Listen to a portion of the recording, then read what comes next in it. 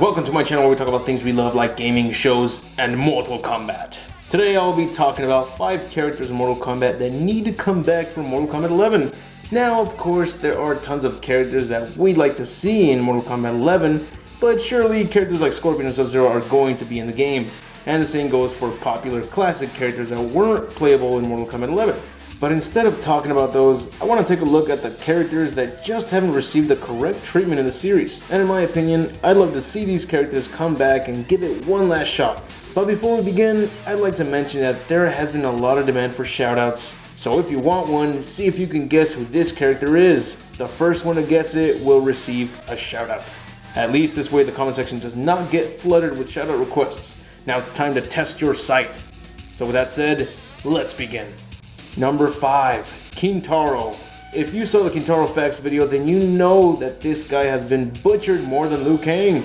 He basically hasn't been getting the treatment he deserves. Do you remember the first time you played Mortal Kombat 2 and had to face off against Taro before taking on the Emperor?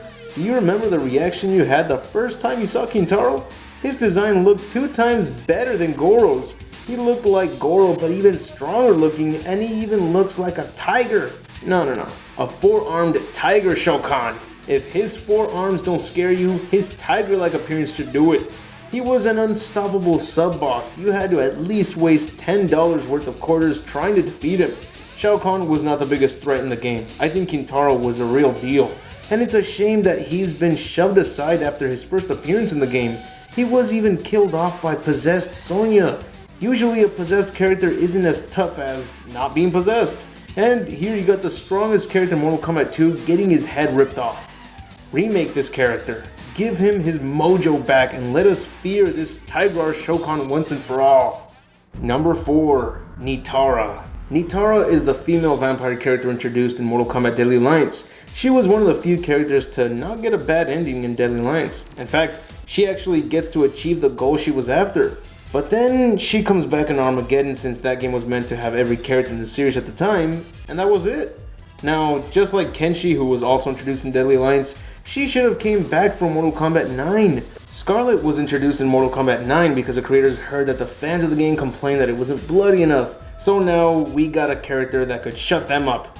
But even though she is a kick-ass character, this was the opportunity to bring back Nitara and let her pull off some of those vampire kills, which we all know would have a lot of blood spraying everywhere.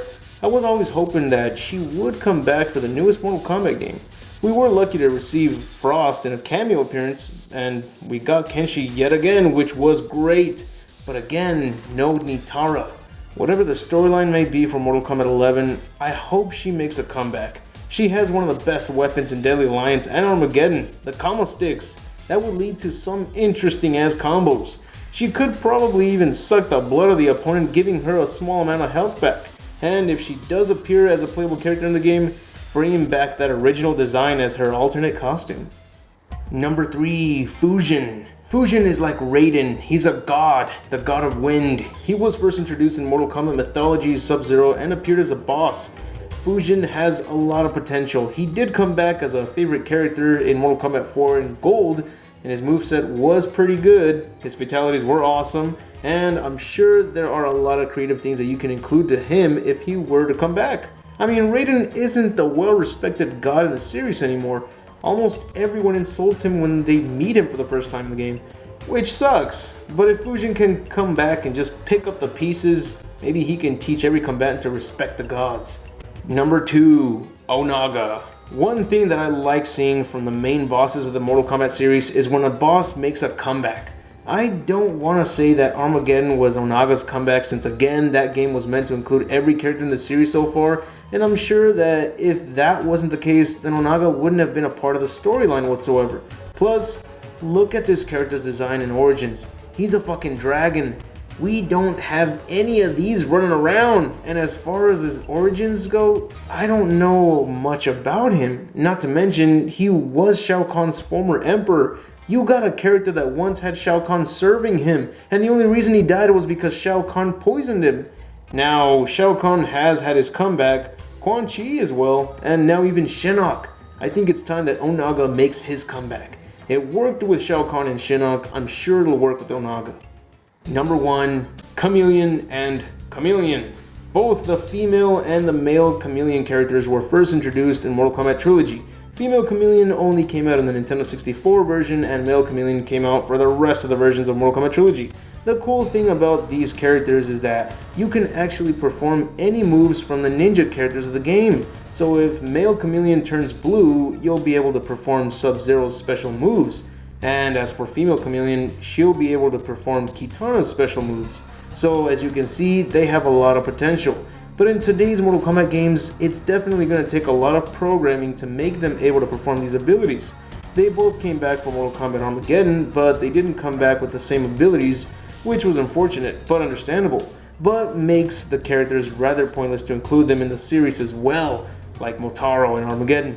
But if now all it takes is one giant patch for the game to include this, then I say go for it, NetherRealm Studios. Let's see these overkill reptilian ninjas make a comeback. And that's it for the video. I hope you enjoyed it, and if so, please leave a like, share with others, and subscribe if you haven't. And don't forget to click on the little bell icon next to the subscribe button to notify you of every new video that's been uploaded to the channel. But before you go, I'm sure you've heard of the issues YouTube has been going apeshit all over, and now as you can see, the only option us YouTubers got is to work twice as fast. So if you have a moment, check out my Patreon. Just donating $1 is more than enough to help keep the content flowing. The link to my Patreon is in the description, so if you can help out, that would be off the hook. Also, follow me on Twitter to find out which videos are up next and whatever random posts I make. But anyways, I'll see you all tomorrow, and remember to have an awesome day.